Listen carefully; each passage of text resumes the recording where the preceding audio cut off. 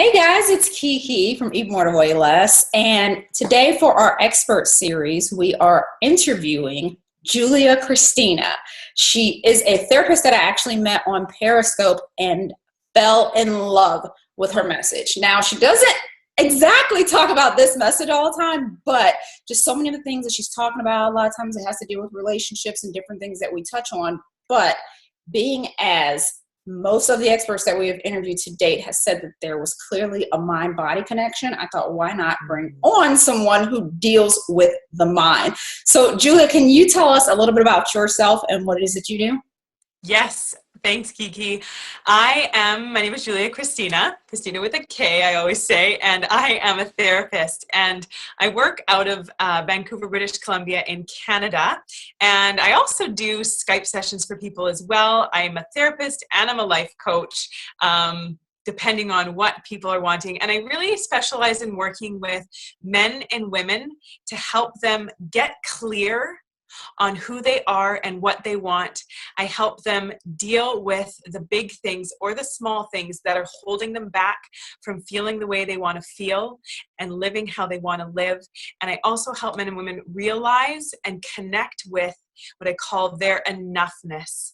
This idea that who we are and what we are right now in this moment is enough. And so a lot of times people struggle with perfectionism and thinking that they need to be something in order to realize or feel like they're enough. And so I work a lot with that to help people, again, just realize and connect with their enoughness right here, right now. Right. Oh my gosh, I love that. So see, already you guys are probably saying why I love her, because that is a big part of my message, and it's kind of shocking to people because often, obviously, if you eat more to weigh less, then you're thinking that it's all about the weight. But a big part of the journey that we end up discussing is the fact that, you still have to love yourself, where you are on the way to where you're going. So even within change, there's that understanding that you're still good enough right now. Yes. So I know, and we've talked before, and you mentioned that you often end up touching on diet and health and body image in your sessions, even when that's not what the clients are actually even coming to you for. So how do you feel like those issues still tie into the bigger issues of why people are coming to you in the first place? Great question. Yeah, and it ends up coming up because a lot of the clients that I see are people that are coming in to deal with things like self-doubt, to deal with things like self-esteem, to deal with just sort of knowing and accepting who they are, and they're having a hard time with that. And if we look at the whole person being mind, body, spirit, or the biological, the psychological, the social, so how we fit into our bigger social context, and the spiritual, then the body plays a part in that, and our physical health and how we perceive ourselves physically fits in to how we feel about ourselves as a whole person. So we can't take out that physical part of it if we're going to look at the whole person. Just like we can't take out the social part, we can't take out the psychological part, and we can't take out the spiritual part. These are what make us who we are in full completion.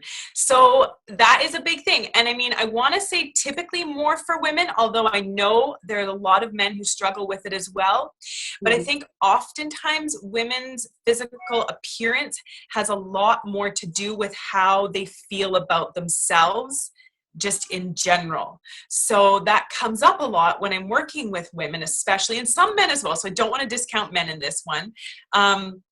But comes up these issues and these sort of, I call it self-hatred or body hatred.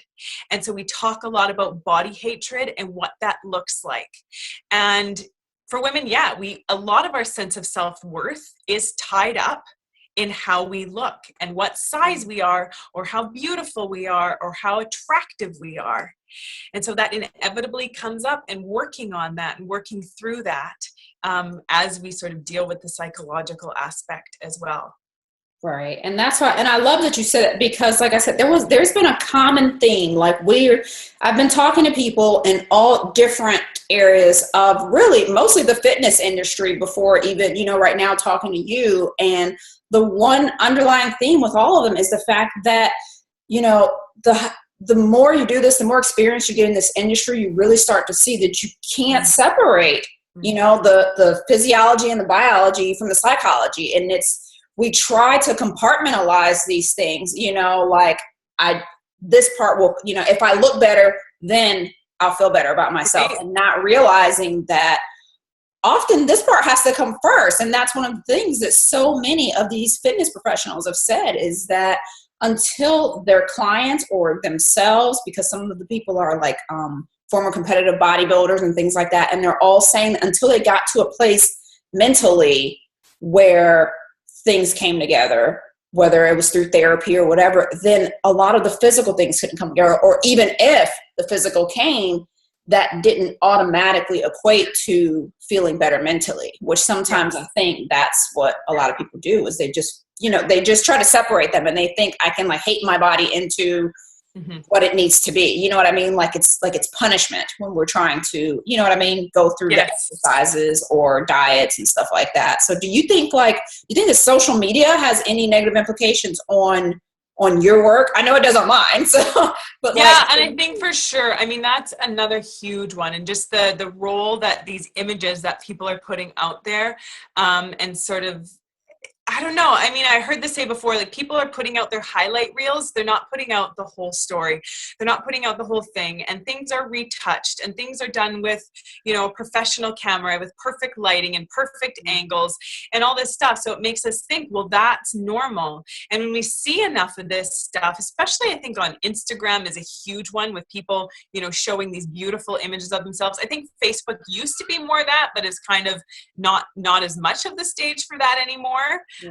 But yeah, definitely on social media, people thinking that they need to look a certain way in order to be accepted. And it's, you touched on something there too, Kiki, and just like talking about how we feel like we need to look a certain way before we're going to allow ourselves be happy and satisfied and feel good.